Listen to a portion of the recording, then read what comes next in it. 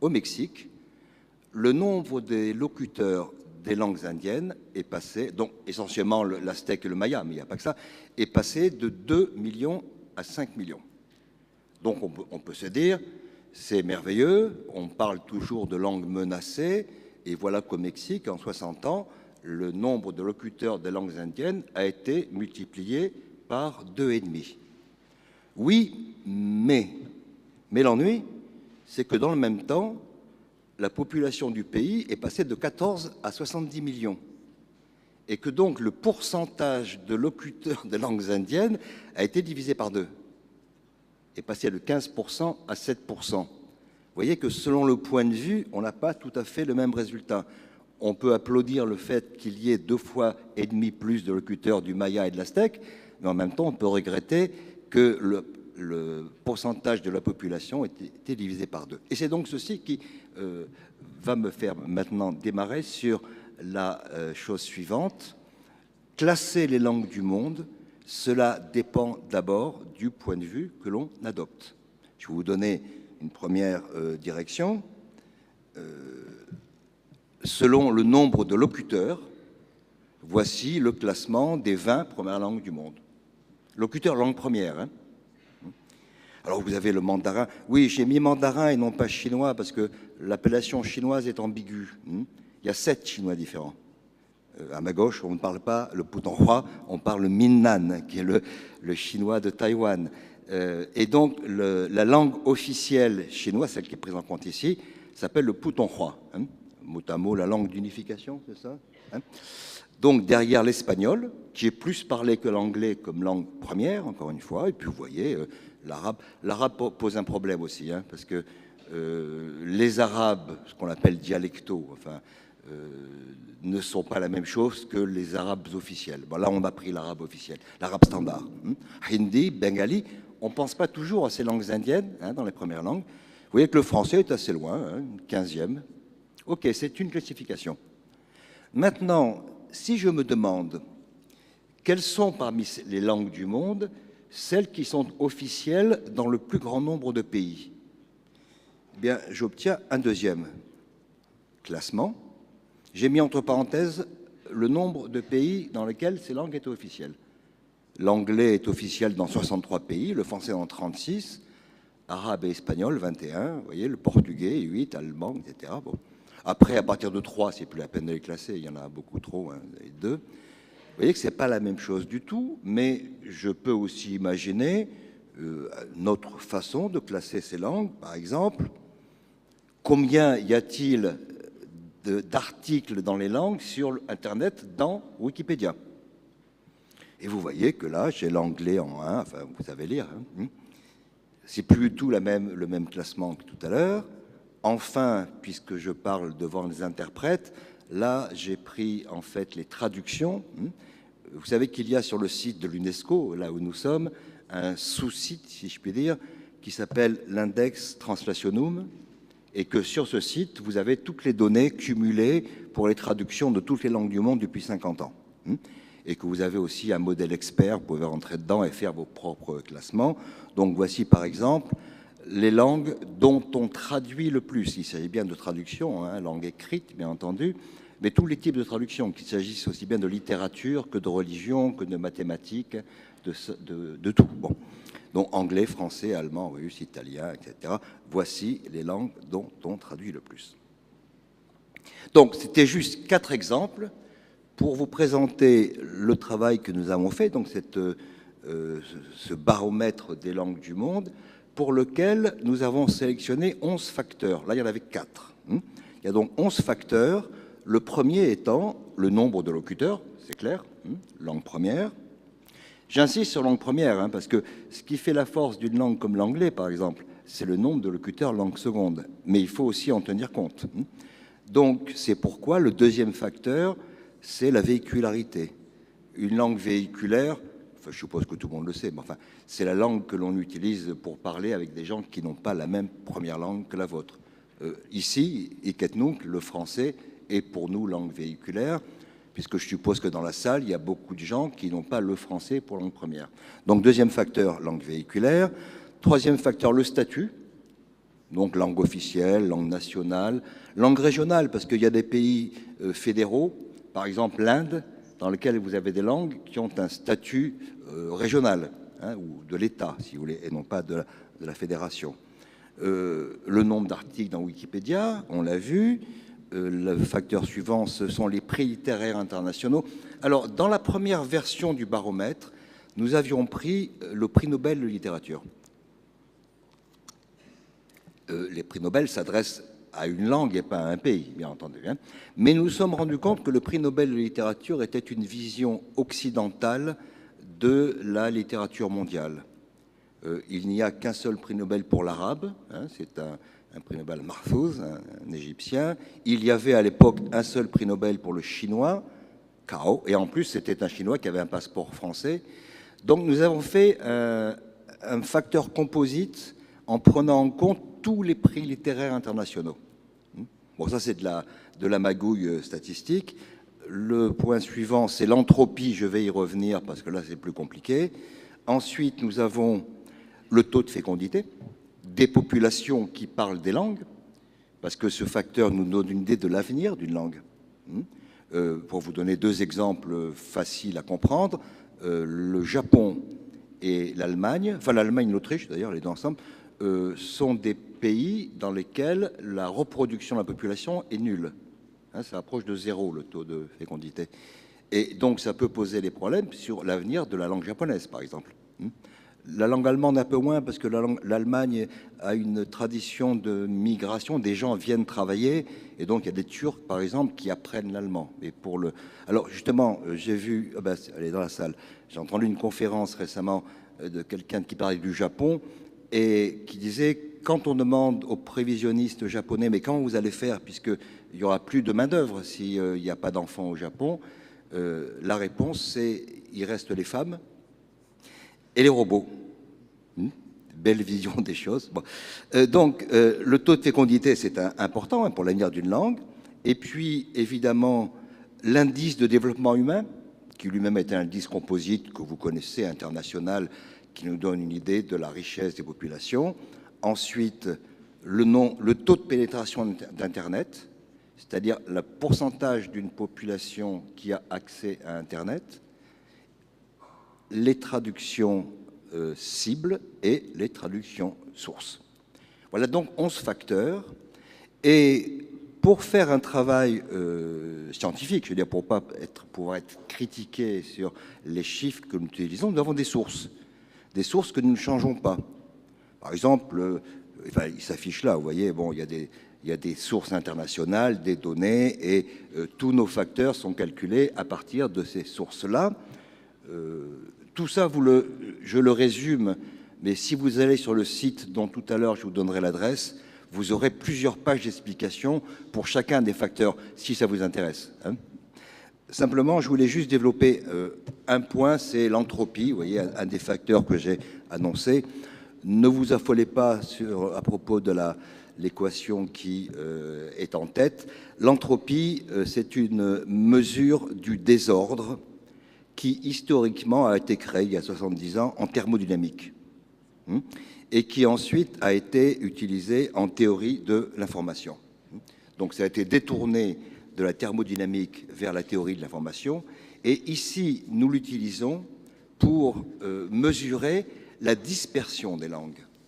Il ne s'agit pas du nombre de pays dans lesquels une langue est parlée, est officielle, je veux dire, mais le nombre de pays dans lesquels elle est effectivement parlée.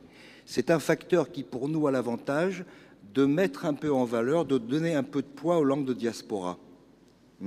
Des langues comme le romani, par exemple, hein, la langue des Roms, enfin, ou des Gitans, ou comme l'arménien. Vous voyez, des langues qui n'ont pas beaucoup de statut, mais qui sont diffusées un peu partout. Alors, là, nous l'appliquons donc aux langues, et vous voyez ce qui s'affiche. D'une part, on a inventé une langue, la première, là, qui serait parlée essentiellement dans un seul pays, 98% des locuteurs dans un pays et 2% dans un autre, son entropie serait de 0,098. Maintenant, deuxième simulation, une langue qui serait parlée à égalité dans 3 pays différents, 33%, 33%, 34%, son entropie serait de 1,9. Et puis on a calculé l'entropie réelle de 4 langues, réelles donc. Le marathi, qui est une langue de l'Inde et qui n'est parlée pratiquement qu'en Inde. L'amharique, qui est une langue d'Éthiopie et qui n'est pratiquement parlée qu'en Éthiopie. L'espagnol et l'arabe. Et vous voyez que les entropies respectives de ces 4 langues sont très différentes. Sur tout cela, donc, vous pouvez aller sur ce site. Oui, vous voyez s'afficher le nom, le prénom plutôt, de l'autre concepteur, c'est mon frère, hein, que j'ai mis au turbin. Je suis un peu esclavagiste, qui lui est de formation, enfin est docteur sciences et ingénieur et statisticien. Donc vous pouvez aller sur ce site-là, mais tout bêtement en tapant baromètre Calvé des langues sur Google, vous y tombez directement aussi. Hein. Il est abrité, comme vous le voyez là, par le site du ministère de la Culture, hein, par la DGLF-LF, et vous y trouverez toutes les explications. Je vais juste vous donner la classification actuelle des 20 premières langues du monde. Alors, il faut que je m'explique. Il y a donc 11 facteurs. Pour chacun de ces facteurs, les langues du monde ont une valeur qui va de 0 à 1. Donc, si une langue était première partout, elle aurait 11. C'est le chiffre entre parenthèses. Si une langue était dernière partout, elle aurait 0. Donc, ce que vous voyez entre parenthèses, c'est par exemple l'avancée, hein, l'avance de l'anglais, 9,062, le fait que espagnol et français soient dans un mouchoir de poche. D'ailleurs, on a fait 2 baromètres, un en 2010, l'autre en 2012. En 2010, le français était deuxième. Et ils viennent juste de passer derrière l'espagnol. Et puis derrière, vous voyez, l'allemand, le russe, et beaucoup plus loin, le catalan ou le tchèque. Ça, c'est ce qui s'affiche quand vous arrivez sur notre site. Mais s'affiche également ceci.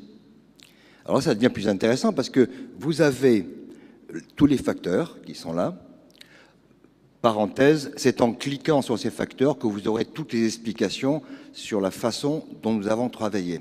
Mais surtout, vous avez les curseurs qui vous permettent, pour chacun des facteurs, ils sont tous à 1 par défaut, si vous voulez. Mais on peut changer leur valeur relative, y compris même les mettre à 0. Vous prenez avec votre souris les curseurs, vous mettez ce que vous voulez. Au fur et à mesure que vous changez, dans la case blanche à droite, ici, là vous avez 1, vous allez voir apparaître où vous en êtes, 0,45, 0,30, 0,70. Bon. Et puis vous cliquez sur recalculer et s'affiche un nouveau classement qui est le vôtre. Vous pouvez dire par exemple, ce facteur ne m'intéresse pas, je le mets à 0. Vous le mettez à 0, vous faites recalculer et la machine vous donne un nouveau classement. Bon, vous allez me dire, Bettina va me dire depuis combien de temps je parle. Bon, on va faire vite alors. Vous allez me dire à quoi ça sert, quelle utilisation. Et essentiellement à comprendre les rapports entre les langues, mais aussi ce site se veut une aide à la décision en matière de politique linguistique. Alors d'abord, comment ça marche pour les langues? Pour ma voisine de gauche, j'ai pris le portugais. Le portugais, dans notre classement, est actuellement 9e. 9e en laissant tous les paramètres à 1, bien sûr. Mais si je regarde comment le portugais se comporte face aux différents facteurs, j'ai ceci. Je vois qu'il est en 6e position du point de vue du nombre de locuteurs, en 4e du point de vue du statut officiel, en 510e position du point de vue de la fécondité. Je ne sais pas ce que les lusophones font la nuit, mais bon. Donc, il ne faut pas rire, c'est vulgaire ce que j'ai dit, enfin bon, sale gosse.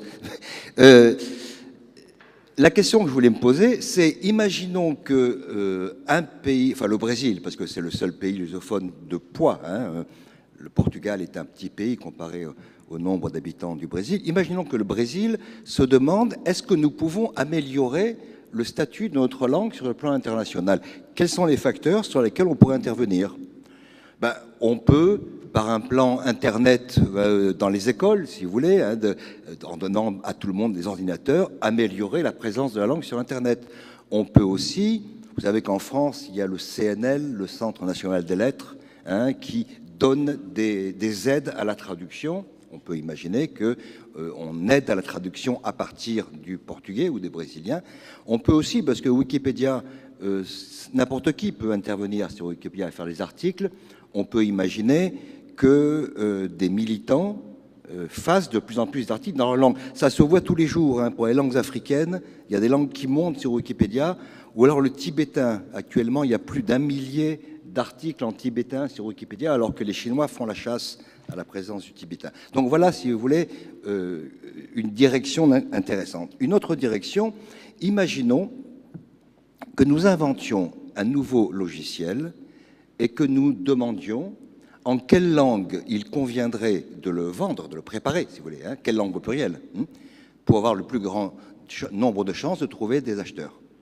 On pourrait se dire, sur les 11 facteurs du baromètre, il y en a 3 qui nous intéressent, nombre de locuteurs, Wikipédia et pénétration Internet.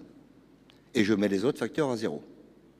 Deuxième simulation, imaginons que je veuille créer une radio internationale qui va donc émettre en plusieurs langues. En quelle langue faut-il émettre pour toucher le plus grand nombre de gens? On peut se dire que, évidemment, le nombre de locuteurs est toujours intéressant, le nombre de pays dans lesquels ces langues sont officielles et leur entropie.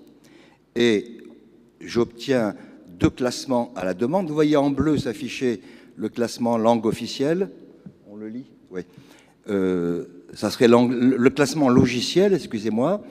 Si on veut lancer un logiciel et le vendre, il vaut mieux le faire en anglais, français, japonais, mandarin, allemand, etc. En revanche, la radio, vous voyez l'arabe qui monte, qui était absent tout à l'heure. Les arabophones sont peu sur Internet, et quand ils y sont souvent en anglais, alors qu'ils écoutent beaucoup la radio. Donc voilà, c'est un petit exemple, si vous voulez, d'utilisation de ce baromètre. On a aussi travaillé sur des régions. Par exemple, on vient de faire pour l'OIF un baromètre des langues africaines. Là, il y en a 1800. On pourrait imaginer de faire un baromètre des langues de France. Les langues régionales, les langues de migrants, les langues sans territoire, etc. Il y a quelques années, j'étais allé en Australie pour un congrès de la FIPF, la Fédération internationale des professeurs de français. Et j'avais fait pour eux, j'avais fait une conférence là-bas, il y avait 21 pays qui s'affichent là, et on avait fait pour eux un classement régional, je vais tout de suite finir, non, 5 minutes ça. Voilà ce que ça donnait. Vous avez à gauche le classement régional de l'ASEAN, si vous voulez, en gros. À droite, le classement international. L'Australie, qui a bien sûr l'anglais pour langue officielle, a le choix entre, à gauche, les langues de la région, japonais, mandarin, coréen, minnan, malais, et à droite, les langues de l'État. Si le ministère de l'Éducation nationale se posait des questions, quelle langue proposer à l'école ou à l'université, vous avez des éléments de choix. J'accélère un peu pour en venir à ceci. Parce que pour venir chez vous, je ne voulais pas venir sans biscuit, si je puis dire, et donc nous avons comparé un peu ce qu'il y avait dans notre baromètre et ce qu'il y avait sur le site de votre association. Et ici, le premier tableau, c'est une comparaison entre les 36 premières langues du baromètre et les interprètes chez vous en langue A et en langue B. La couleur rouge indique le classement AIC inférieur au classement du baromètre et le bleu, l'inverse. Par exemple, le norvégien est 13e dans le baromètre, mais 25e et 26e chez vous. Le nombre d'interprètes A et B. Vous voyez comment ça fonctionne? Encore une fois, je vous laisse ce tableau. Vous le pourrez. Deuxième tableau, les corrélations. Corrélation est un mot qui n'est pas trop sauvage. Les corrélations entre notre baromètre, d'une part globalement, et puis facteur par facteur, et le nombre d'interprètes de votre association. Et on voit que le seul facteur avec lequel il y ait réellement corrélation, le maximum c'est 1, le taux de corrélation c'est entre 0 et 1. Vous avez un taux de 0,9 à la fois langue A et langue B avec notre facteur statut. C'est-à-dire que vous interprétez essentiellement des langues officielles, des langues qui sont officielles dans les pays. Vous me direz, c'est pas surprenant. Il est assez évident que dans des conférences, on trouve... Mais cependant, c'est-à-dire que vous n'avez pas beaucoup dans vos membres, vous n'avez pas beaucoup de gens qui traduisent des langues qui ne soient pas officielles. Le troisième tableau, c'est l'avant-dernier, c'est les rapports entre l'index translationum, hein, c'est-à-dire justement les traductions écrites selon les données de l'UNESCO, et langue B dans votre association. Je cherche, oui, voilà. En vert, vous avez les langues qui sont mieux classées par la IIC, et en rouge, les langues qui sont bien classées. En gros, si vous voulez, je vous le résume, certaines langues sont plus interprétées à l'oral que traduites à l'écrit, c'est l'espagnol, le mandarin, l'arabe et le portugais. Plus interprétées à l'oral que traduites à l'écrit. Et enfin, la même chose, mais pour les langues A. Bon, donc voilà, il me reste 1 minute. Voilà ce que je voulais vous présenter. Je vous conseille, si ça vous a paru intéressant, d'aller voir le site. Il y aura beaucoup plus de choses. Et je vais vous quitter. D'abord, je vais vous féliciter pour votre anniversaire. Alors, par la bêche, pour elle. Mabrouk, pour ceux qui parlent arabe. Et en anglais, voilà. Salut.